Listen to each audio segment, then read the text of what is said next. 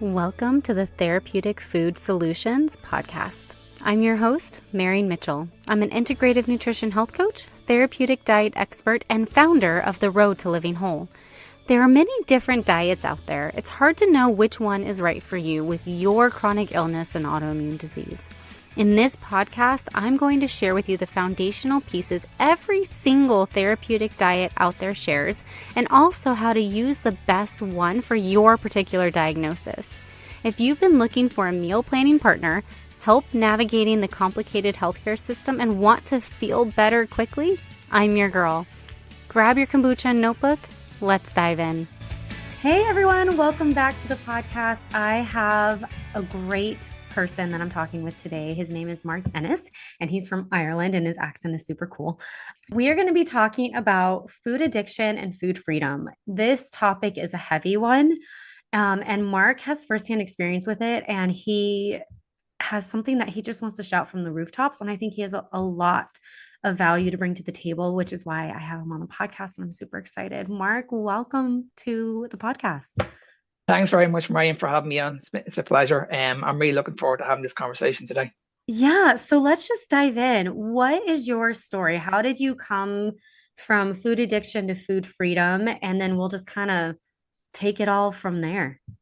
Okay, so this started off at a very, very young age for me when I was around 10 or 11 years of age. I was one of these kids that would have been always picked last in a sports team. I had no confidence, and I was always a chubby child, and I was just really, really struggling. And my parents used to always say to me, "It's just baby fat. You'll eventually grow out of it." But it took its toll on me. So I said to myself, "Okay, listen, I need to change this. I don't like the way I look. I don't like the way I'm being perceived in school. How can I actually change my life?" And I said to myself, "Okay, listen, I'm going to start looking into fitness." And back then, this was like 30 years ago, well over 30 years ago, probably longer.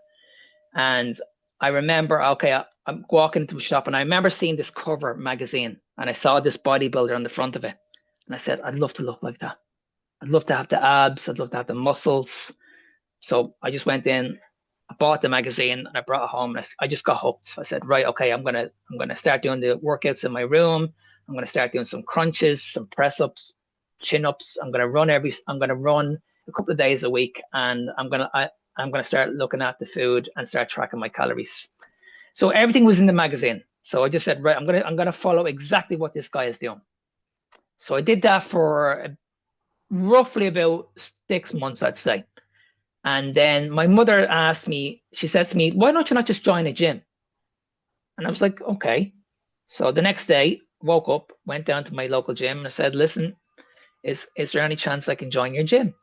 And the guy said, "Yeah." It was a family run gym, so that was fine. Walked in, got hooked, saw all the equipment, saw all the weights, said, "This is fantastic." So I got, again, amazing. So I got hooked onto it. So I started off training 3 days a week, and everything went well. I was tracking my food. Back then I still would have been eating processed food, a lot of carbohydrate food, because I couldn't afford it. I was basically just eating what my mother gave me. So it would have been like 3 meals a day, maybe regular snacks, and that was it. And every other day then I'd be training. So I did that for a while, and every time I was looking in the mirror, I still wasn't happy with myself. I was like, "Okay, no, I'm still not happy. I still need to lose a little bit of belly fat. I can't see my abs. I'm not happy yet, so I need to do more." So then I increased up to 4 days, then 5 days, then 6 days, then 7 days. And again, nothing was changing. So then the time went up. I was training nearly 2 hours a day. So at this stage, it took over my life. My life was just fitness now at this stage. That's all I could think about. So I did this for roughly about a year. And I didn't realize I was losing so much weight because I couldn't see it in the mirror. I was addicted to training, addicted. And while I was getting addicted to training, my food was getting lower and lower and lower. And when it got to the stage when I became anorexic, I was eating probably like a Mars bar pretty much every day. That's all I was eating. Like very, very little. If we're talking about calories here, maybe about 300 calories a day I was eating, and I was training 3 hours a day, roughly. Plus I would have been going into the sauna. I would have done a few laps of the swimming pool, and then I would have walked home from the gym, which is another 15-minute walk. So realistically, you're looking at about 4 hours of training a day, roughly.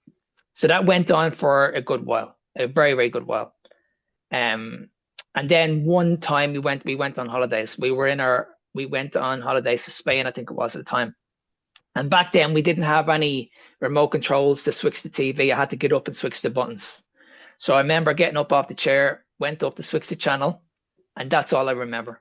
All of a sudden, I was told, I woke up and I was on the ground. I had fainted. I was out for, I think the doctors told me I was out for about 3 to 5 minutes. And my heart had stopped in that time.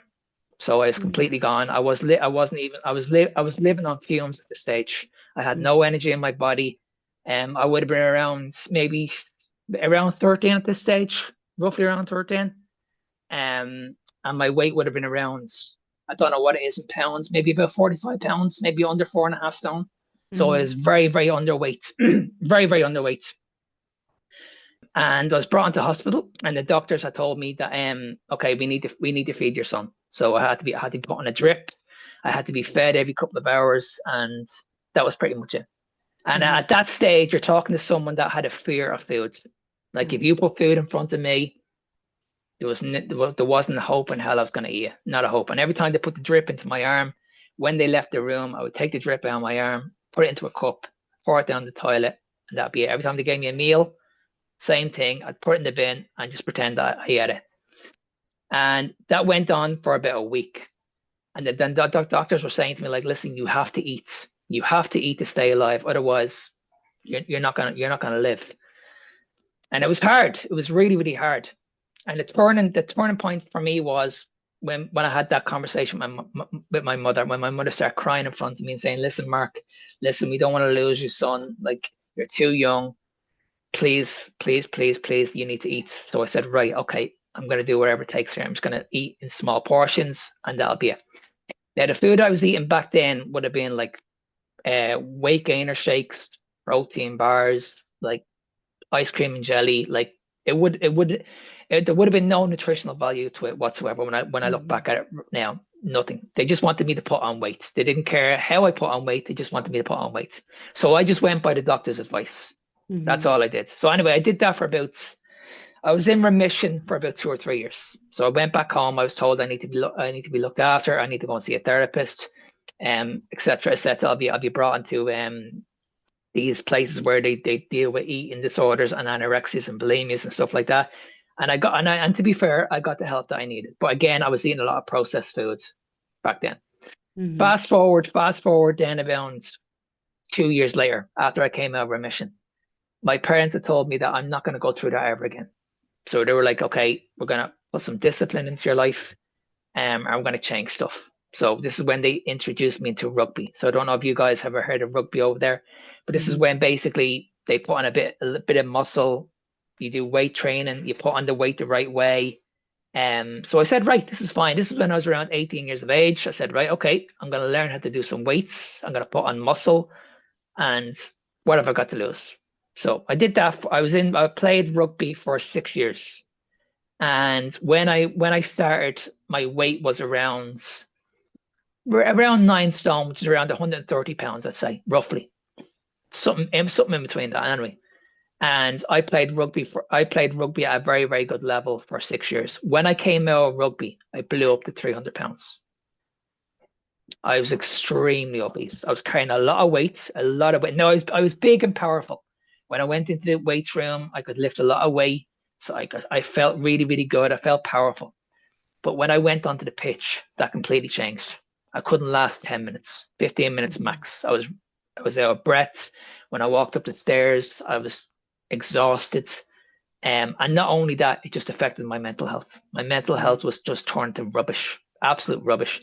And the majority of my diet back then would have been a lot of carbohydrates. Like it would have been clean carbohydrates, as we look at right now, complex carbohydrates like rice, quinoa, sweet potatoes, a lot of fruits, vegetables.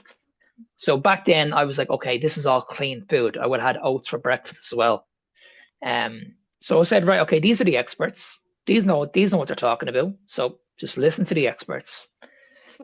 But anyway, when I came out of rugby, I said, listen, I'm not happy with the size I am, because I'm only 5'3". I'm not a big guy.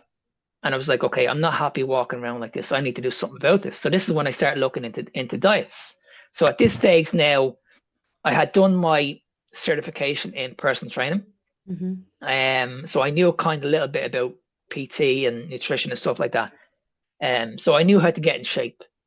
And every single time I did a diet, it was always based on low calories. So I could drop my calories down, I would lose the weight, but then I would struggle to maintain it. Right. I would like, okay, I've lost the weight, but now what do I do? So I'd end up putting the weight back on and I'd feel Mm. miserable again. So I was constantly going through this yo-yo diet and all the time. Like I did that for over 15 years. I'd lose the weight, I'd gain the weight, lose the weight, gain the weight every single year. I never had that food freedom where I'd look at myself consistently and I'd be happy what I'd say. So I said, this is not right. And I tried every diet, carb backloading, high protein, like you name, I tried everything, absolutely everything. And then I fell into keto by accident. This is when I said, okay, I don't think carbohydrates agree with me. So what? Okay, so before I got into keto, I was doing carb backloading. This is when you do the first part of the day where you're not eating carbs, and then you eat them pretty much at nighttime, or you save them until after training. So that's what I did. But then I still wasn't feeling good. So I was like, okay, what if I just finished the carbohydrates completely and just eat vegetables and protein and a little bit of fats? Then what will happen? So that's when I fell into keto by accident. I didn't know anything about keto, never heard of it. Just I fell into it by accident. And that went really, really well. I was getting in amazing shape, but I still had those stomach issues. I was like, what's wrong with me? Like, why have I got these stomach issues and why is it still affecting my mental health? Why am I still not happy? Why am I still at a stage where I just don't feel good about myself? And that's when it led me into carnivore 4 years ago when I was walking outside. I was walking at my local park and I came across this podcast and there was this bodybuilder talking about carnivore. I was like, what's this carnivore diet? And the minute I heard diet, I was like, okay, this is another fad. This is just another fad. So I said, right, okay, I'm going to listen to this. And I listened to it for about 10 minutes. And all he was talking about was cholesterol, fats, and eating a lot of red meat, and a lot of eggs, basically stuff that we were all told about years ago we need to avoid, stay away from. I was like, okay, this is rubbish. But then the more he kept on talking, his story resonated a lot with mine. Like it was just incredible how his story was the exact same as mine. So I said, right, I'll listen to the rest of it. And when it finished, I said, right, you know what? I've tried everything at this stage. I'm in a really, really bad way with my mental health and depression. What can I do? So I said, right, I'll try it. I'll give it a week. So all I ate pretty much was red meat, eggs, salt, and water. That's it. Didn't eat any vegetables, nothing at all. Honestly, Marion, within 3 days, I can't explain. I felt incredible. My energy was incredible. My brain fog was gone. My mental health issues were gone. My depression was gone.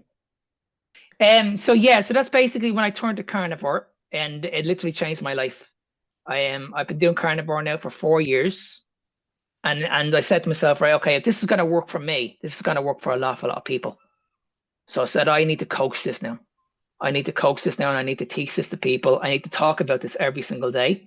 And that's what I've been doing. I've been researching this now for the last 4 years. Every single day, it's a learning day. I've met incredible people. I've met Ken Berry. I've met Sean Baker. I'm going to a public speaking event now in September where I'm going to meet Dr. Kiltz. I'm going to speak at the event. That's in New York. So big things are happening at the moment. I'm speaking to yourself at the moment. I've been on regular podcasts this year. I think I've done 25 this year alone so far. That's Um, amazing. I've worked with over 200 people, and every single one of them are on a high fat diet. I've worked with everybody from type 2, type 1, dementia, menopause, like you name it. I worked mainly with women, but my main niche is working with people that are obese. Mm-hmm. I work with a lot of people that are struggling with sugar addiction, food addiction. I work with a lot of people that are getting ready to go on these GLP-1 injections. They're getting ready to do the surgery. And I'm saying to them, like, listen, save your money. Come and see me. Let's see what we can do. Let's look at your food. Let's see if we can make any changes to your food. Let's see if we can get rid of that food addiction, that sugar addiction. And yeah, to this day, I haven't had one negative positive. I haven't had one negative testimonial since in the last 4 years. So I'm obviously doing something right. So that's it. That's incredible. That's such a powerful story, and I'm so grateful you're willing to talk about it and use it to help so many people. So you talked about researching and learning about it every day. A lot of people are skeptical, right? We are taught that we need fiber, that we need antioxidants, that we need carbohydrates, and so let people, when especially in the chronic illness world, they love science. They want to understand why before they try anything. Testimonies are great. What are some things that that have been studied that support that the carnivore diet is a healthy diet? Well, when we talk to these people, these experts in the community, they'll always come up with science, Hmm. research, data. Right, That's all you'll hear. right, Like I have these conversations regularly with these nutritionists, and all they come out with like this paper says this and this paper says that. right. My data and my research is with the 200 people that I've worked with. Yeah, That's it. That's all I need. I can get 10 people, random people, in the next if I could, in the next 5 minutes to come out and say, well, listen, you had type 2 diabetes, you suffered with your mental health, you explained to this person, okay, you should eat carbohydrates, you should eat vegetables. This person will tell you out straight. That's not the case. yeah, That's it. yeah. And they're not the only people. Like there's thousands, there's tens and thousands of people out there that are doing the opposite. We're all told that fiber, we need to have fiber. It's essential. Fiber is not an essential nutrient. Right. Okay, we don't need it in the human body whatsoever. If that's the case, there'll be many carnivores out there, including myself, that will be suffering. I haven't eaten a vegetable in 4 years. I haven't had any fiber. I don't have any issues with my bowels. I don't have any issues going to the toilet. I feel great. No mental health issues. My energy's fantastic. I wake up every day feeling great. I don't need anything to push it out of my system. Now, if you're on the standard American diet, then yes, there's probably a place for eating fiber. But for me, if I'm eating just clean food, clean nutrient dense food, I don't need any fiber whatsoever. None. Yeah. So I recently spoke with somebody here in America who is a psychiatrist, and he puts his mental health patients that are willing on a ketogenic diet, so high fat, moderate protein, low carb, and he has schizophrenics that go in complete remission, and major depressive disorder that go in complete remission. And so there's definitely something to this that mainstream nutrition science is missing. 100%. I think this is the biggest scam in history, what we've been told about nutrition. I used to coach this 20 years ago when I was in school, college, when I done my PT and I done a little bit of nutrition. I used to coach this. I used to coach 6 meals a day, low calorie, low fat. And people used to get back to me and say, Mark, I've lost the weight, but I don't feel good. And I used to say, like, okay, what am I doing wrong here? What am I doing wrong here? And I used to send these people to the doctor. Yeah. And now I look back at it and now I know exactly what the problem was. So all you can do is keep moving forward. Mm. And it's crazy because I look back at it now and I don't call myself as a failure because that's what I was taught in school. And when I'm having these conversations with these experts online, I don't blame them because this is what they were taught. Right. I understand that because I came across carnivore just through a podcast. So it was pretty much by accident. Hmm. But I've always said to these people, unless you try it, you will never understand what I'm talking about. Right. You just won't. And people will never go straight into carnivore. They have to do it in phases, like what I did, the carb backload and then keto. Because for me, I could never let go of the vegetables. I was absolutely convinced I need to be eating vegetables for the rest of my life. Same with fruits. I was Hmm. like, okay, you can't, this is crazy. Like you should have vegetables on your plate, the color rainbow on your plate. You should be eating at least some sort of piece of fruit. But no, the way I think say it is now, and what I've learned now is that no matter what sugar you're eating, whether it's complex, simple, natural sources, sugar is sugar and it impacts the body the exact same way. Yeah. The other thing that I have thoughts on is that animal based proteins and fats are incredibly nutrient dense and mineral dense.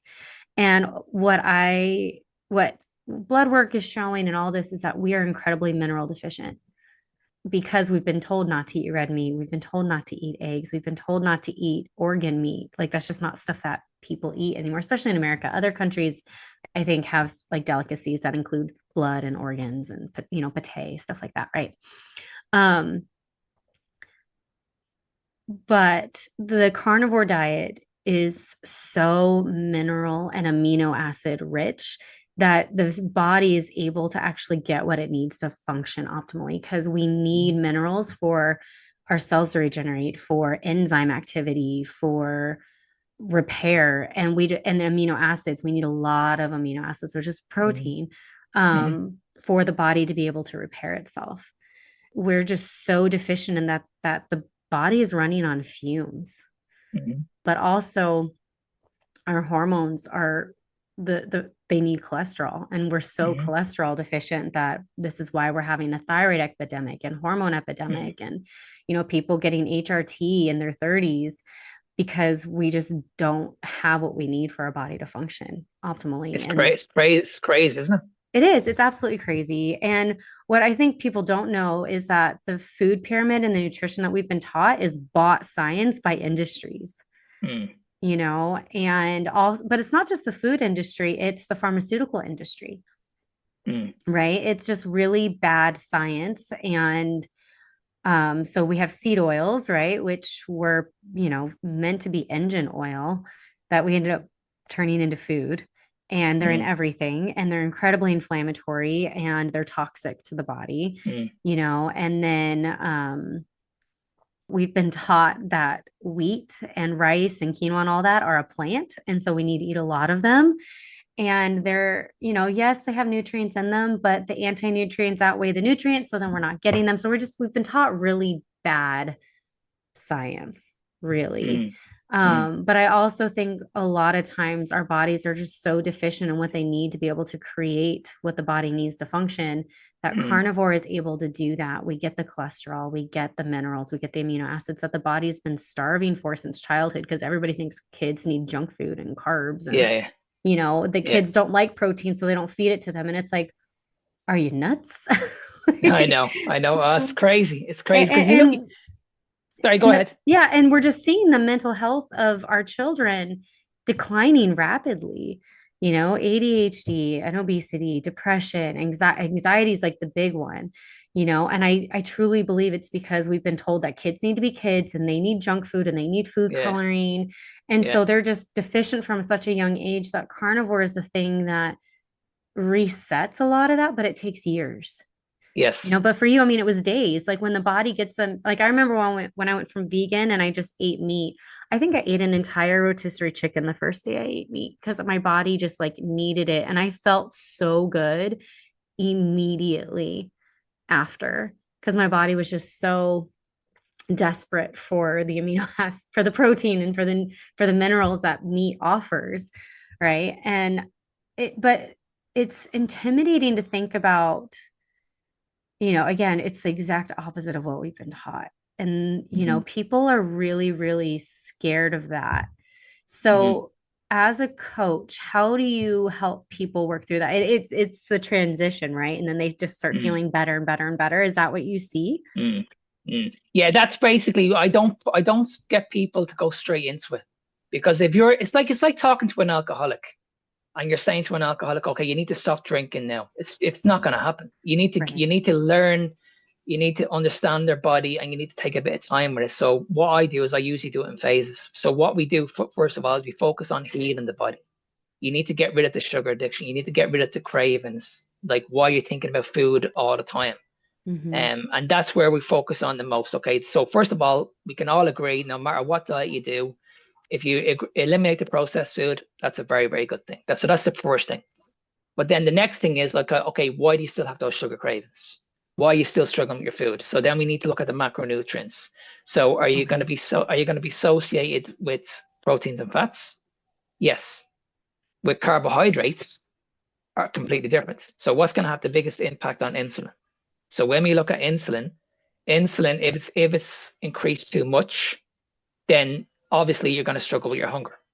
So we want to bring insulin down. So then we Mm-hmm. look at, okay, what's going to have the biggest, what macronutrient is going to have the biggest impact? And it's going to be carbohydrates.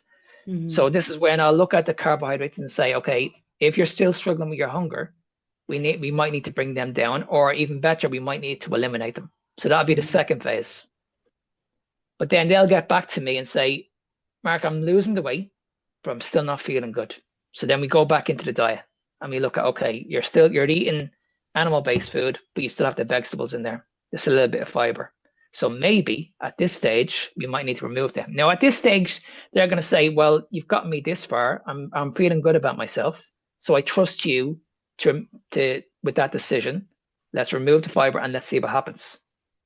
Whereas if I had said to them on day one, we're going to eliminate the processed food, we're going to eliminate the carbohydrates, we're going to eliminate the fibers, we're going to eliminate the fruits, the call would have been finished. They would have said, listen, this is crazy. This is not going to work. Goodbye. That's it. So I like to work in phases. And usually the healing process takes depends on the person, but between 6 and 10 weeks before we eliminate absolutely everything out of the diet. Oh, that's pretty quick. I was Yeah. expecting, especially with food addiction and obesity, because there's so much of a mental part of that. I was expecting you to say 6 to 10 months. So No. that is so interesting because I'm not trained in food addiction or obesity. Like that's not something I've ever experienced. And so, I'm not trained in it. And I feel like it's not something you can really be trained in. You have to go through it and come out on the other side to Mm-hmm. truly be able to help people. Mm-hmm. So I would like to dive into the food addiction part a little bit more. And what do you believe is what helps free people? Because it almost okay. Because from an outsider's perspective, not you and me, but people who are just hearing this maybe for the first time, they could see carnivore being another type of food addiction because you're eliminating everything and Mm-hmm. focusing, and they could say, "Oh, that's food addiction." Like Mm-hmm. you went from anorexic to carnivore, and it still just excludes everything, and so it's not healthy. Mm-hmm. Do you hear that from Mm-hmm. these people that you talk to? And what is your rebuttal to that? So that was totally multifaceted and almost like three questions in one. I apologize for that. But let's talk about food addiction and Mm-hmm. how carnivore is freeing from food addiction and not another form of that control that people tend to feel they need. I think the biggest thing for me is the food freedom. Like for me, when I was eating the standard European diet, the American diet, I was eating every 2 hours, like literally every 2 hours. I could never switch off that hunger hormone, Mm-hmm. insulin. I could never switch it off. I Right. never knew what true satiety was when I every time I had a meal. Mm-hmm. And I could never understand why I had to eat every 2 or 3 hours. Mm-hmm. And this is where sugar addiction kicks into. This is what we need to understand about sugar addiction. That when you eat something, it's going to send a signal to your brain telling you, okay, I like this, I want more of it. Now, if you mix that with like vegetables, yeah, it can slow it down a little bit, but this is when we have the gut issues. If you're having it with protein, too much protein, again, if you eat too much protein, that can be converted into sugar. That's going to cause a problem as well. So you're just putting more sugar into the body. So for me, now I'm at a stage now where I only eat probably once or twice a day. If you're talking to someone that used to eat 9 meals a day, I used to wake up in the middle of the night and I'd have a protein shake and a banana because I was so hungry. Maybe some nights I'd have a bowl of cereal. I'd be literally starving. Now I don't have that anymore. My leptin levels are sky high. I feel satisfied every time I eat a meal. Like you put a meal in front of me now, which is basically eggs and steak pretty much every single day. I'm satisfied, and I'm not just satisfied for 2 hours. I'm satisfied for about 8 or 9 hours. I'm getting all Mm-hmm. the nutrition that I need, everything I need. I'm not missing out on nothing. So when I look at um when I was depriving myself in the past, I had to eat every 2 hours. Compared to now, I don't need to do that anymore. Everything's just relaxed. I don't need to wake up in the morning and think about, oh, I need to have a meal. Or like I wake up every morning now at 3 a.m. every morning. I'll do some errands, I'll do some work, I'll walk the dog, I'll clean the home, I'll go to the gym when it opens at 5 a.m. I won't have my first meal till 12 o'clock. 12 o'clock, and I'm not even thinking about food. I'm full from the night before because I've had a huge meal. I've had a huge meal. And that's another thing. I eat very, very close to bed. I eat about maybe 90 minutes, 2 hours before I go to bed. Now, if I had a big carb meal, I would struggle to get up out of bed the next morning. Hmm. Whereas the next morning, I'm jumping up out of bed. My energy's good. I'm ready to go. I'm ready to kill it. I feel amazing. You know what I mean? And now, as I said, 2 meals a day it suits me perfect. I have my first meal at 12 o'clock, and I won't have my next meal till around 7, maybe 8 o'clock, and I'll be in bed by 9:30. And that's it. I just go up my hunger signals. That's incredible. I've never gone full carnivore or full keto, but when I went low carb paleo, it was amazing to me because the first time in my life I could go 5 hours and not be hungry. Like I was hypoglycemic. And so I was eating every hour and a half to 2 hours because I literally I would get anxious and nauseous and dizzy and feel like I Mm, was going to pass out and have to eat. And when I went low carb paleo, like 5 hours went by and all of a sudden I was like, man, it's been a while, yeah, you know? yeah, And that was so incredibly freeing for me. yeah. And I I don't think people really understand that, how freeing it is to not feel like you have to eat and to not literally have to plan your day around your sugar crashes, your energy crashes, you know? And I, And not only that, but tracking your food either. oh, Like yeah. like looking at food as calories. Like I don't know when the last time I tracked my food. So, you know what's funny is I create meal plans, and one of them is just a healthy, clean eating. And people get so mad because I don't include the calories or the macros in them. And I'm like, Hmm. you don't have to. You're going to eat a healthy amount of calories if you follow this. You do Hmm. not have to track. Hmm. And that is the only complaint that people give. That they're easy, they're flavorful, they feel good on them, but the people who are chronic dieters who are, their weight's always going up and down, they're worried about counting every minuscule thing, you know, and people see that as health. Oh, you're healthy, you're tracking, you're building muscle. You shouldn't have to track your calories. You know, calories, when they come from the correct sources, is just fuel for the cells. And when you're eating the correct forms of nutrition, your body gets satisfied, you get satiated. Hmm. I know a lot of people struggle with, especially with obesity, they never feel hungry, but they never feel full, Hmm. or they're hungry all the time and they never feel full. It's one or the Hmm. other. And um but also they're so scared of not eating Hmm. carbs, and they're not, meat's going to cause their health problems to worsen, because, Yes. when you're obese, you already have all kinds of health problems, and they get so, so scared. And I'm like, but you've tried everything. Hmm. You're willing to go under the knife and make your stomach the size of a baseball or smaller golf ball.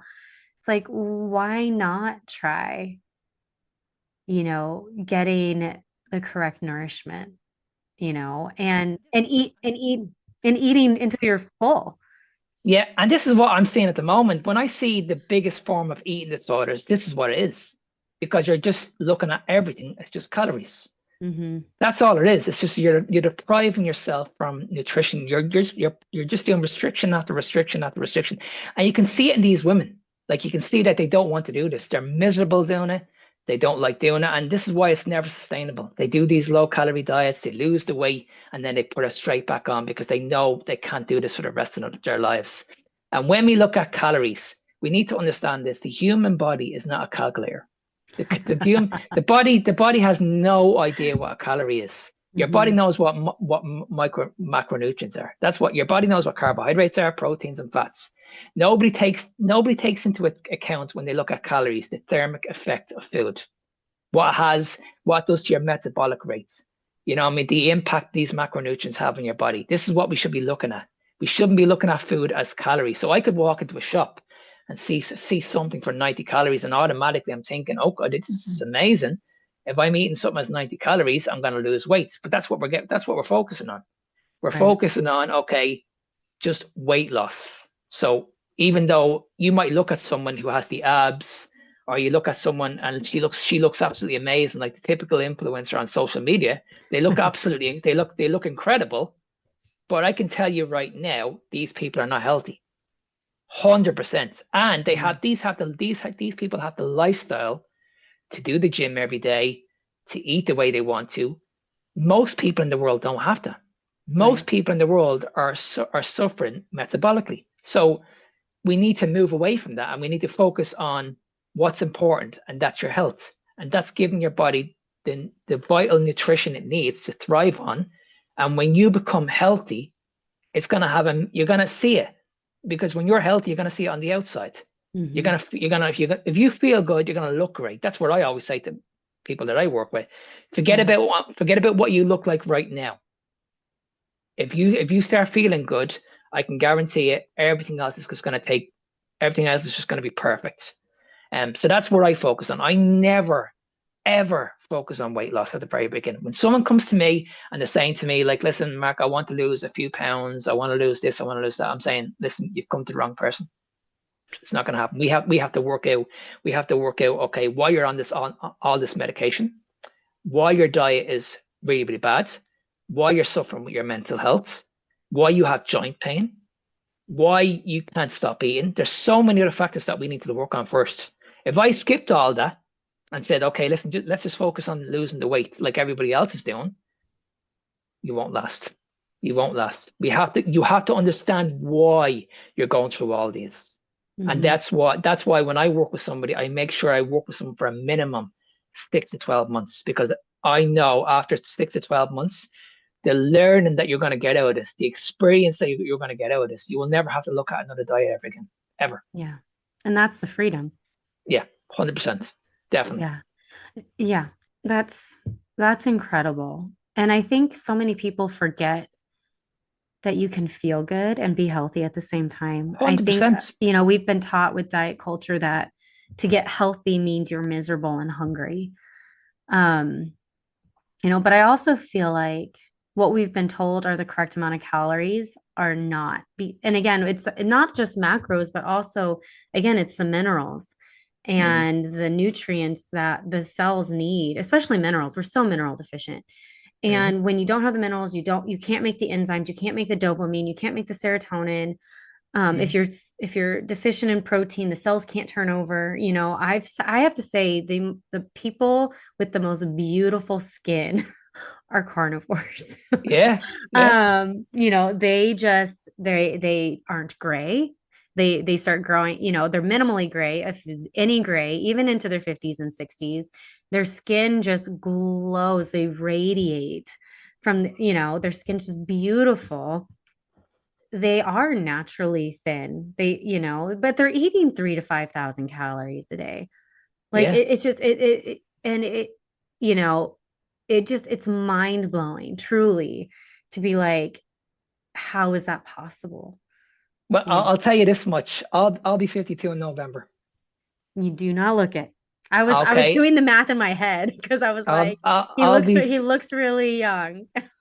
I'll be 52 in November. I haven't tracked a calorie or a macro in 4 years. I'm still walking around with a six pack.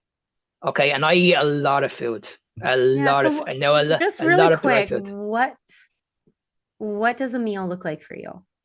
So in the mornings, now this I had to work my way up to this. This wasn't at the very, very beginning. But currently, right now, every single morning, I have 12 eggs and I have around 400 grams of ribeye steak.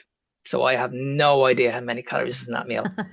And I'll pretty much have the same So for how second big, meals. if we're thinking, like, most people don't think in grams. So if we're thinking of a steak, is it as big as your hand? Is it as big as two hands? Is it as big as your face?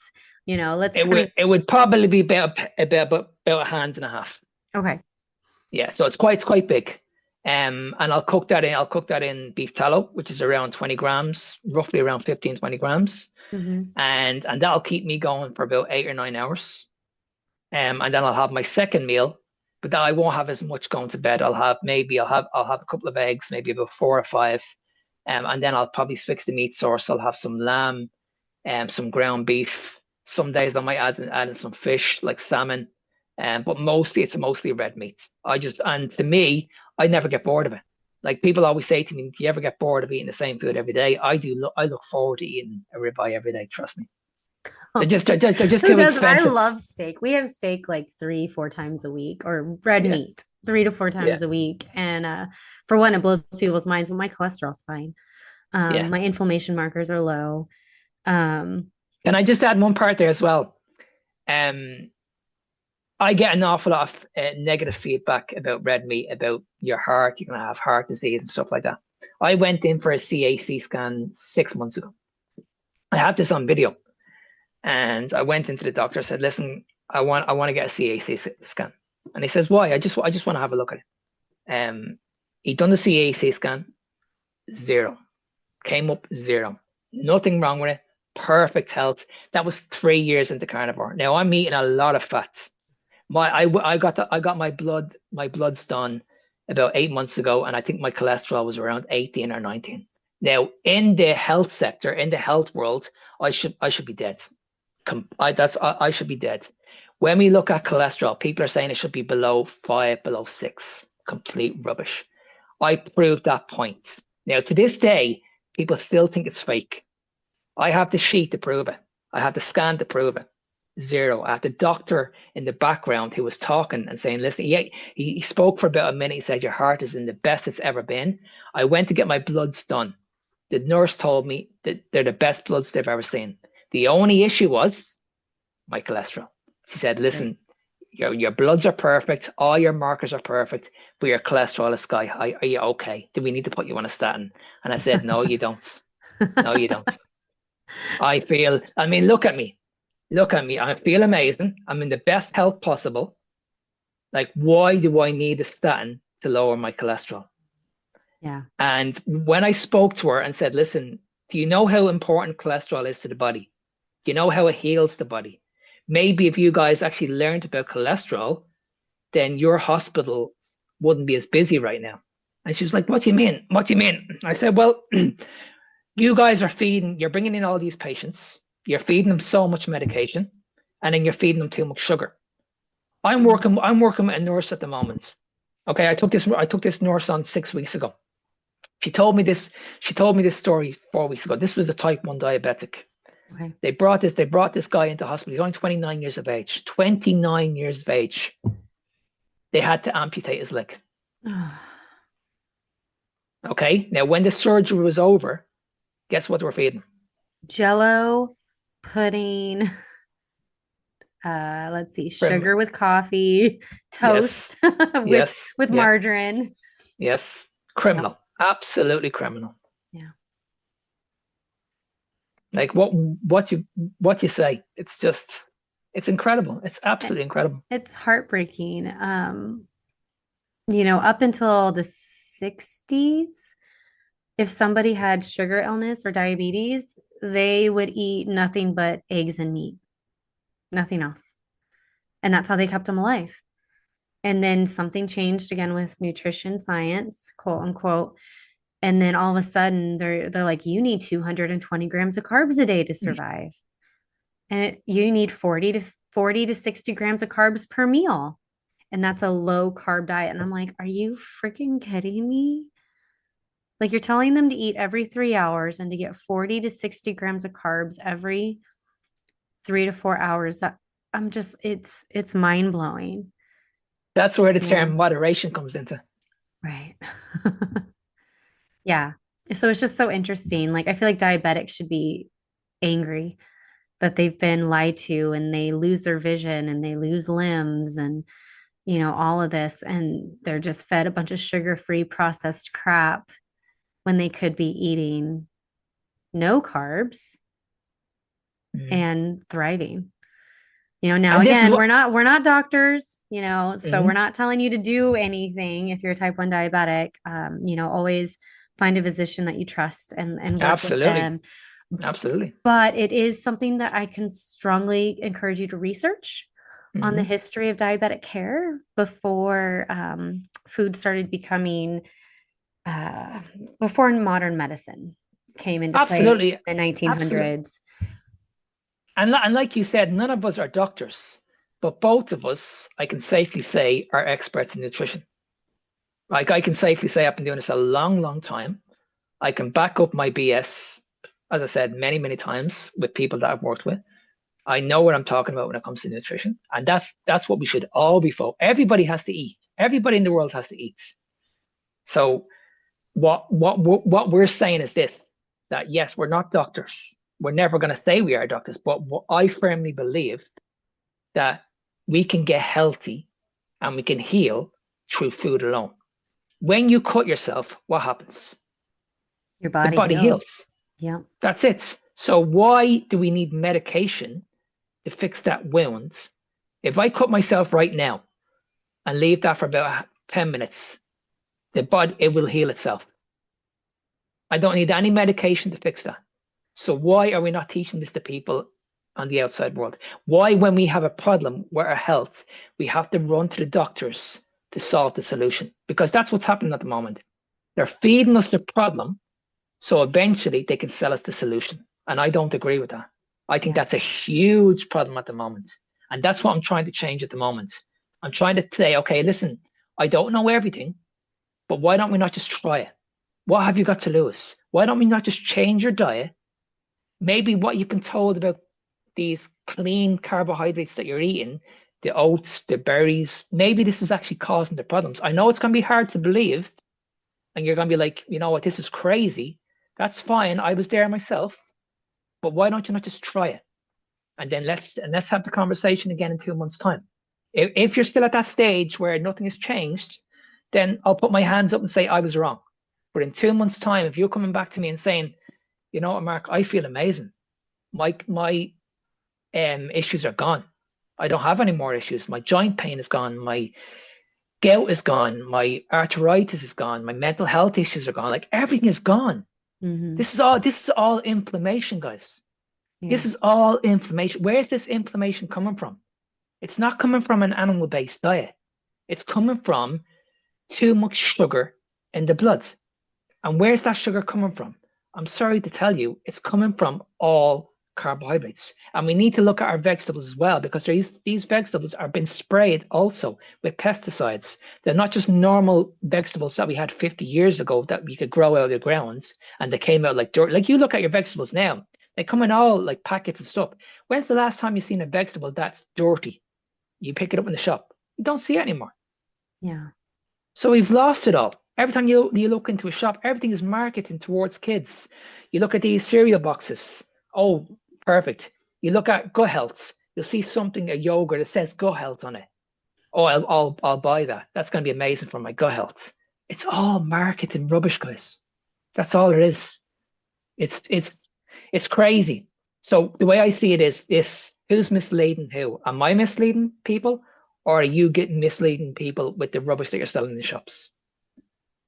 Yeah, marketing is powerful. So if somebody wanted to connect with you, how would they find you? So I'm on social media pretty much. I'm on social media at Fitness Beyond Time 01. I'm on Instagram and I'm also on TikTok. I also have my own website, and I'm on 2 podcasts at the moment. So the first one I do is my own one, which is Carnivore Evolution. And I also on another podcast that we do on YouTube that's called Meat of the Matter. And if anybody wants to reach out to me, you can reach out to me at ennismark93@gmail.com. Thank you so much for your time and for your mission. I'm grateful to be able to give you a platform to reach more people. I love what you are doing. It is so needed. Thank you. No problem, Marion. Thanks for having me on. Thank you so much for hanging out with me today. If you found this episode helpful, would you do me a favor and help others find it by leaving a review, sharing a screenshot on social media, or sharing the link with a friend? By you sharing what you've learned, others are able to find this podcast and join our community. Be sure to check out my website, www.roadtolivingwhole.com, for over 160 delicious recipes, a variety of meal plans, and a blog packed full of even more healthy living tips. If you'd like to learn more about how to work with me as your coach, you can schedule a free consult through www.roadtolivingwhole.com/health therapeutic-coaching /. Until next time, friend. Bye.